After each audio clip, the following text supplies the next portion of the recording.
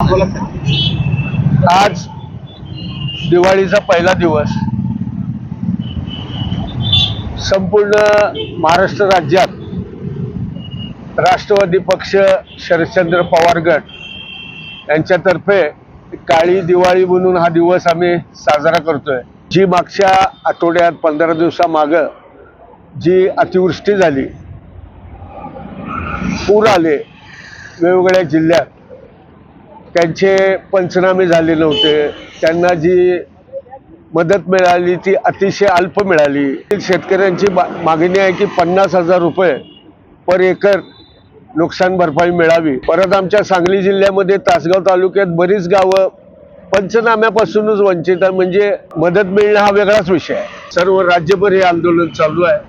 निश्चित या आंदोलनाचा फरक इफेक्ट हा निश्चित सरकारवर होईल व सरकार निश्चित मदतीला पुढे येईल अशी मी प्रार्थना करतो देवाचरणी, त्यांना चांगली बुद्धी मिळो।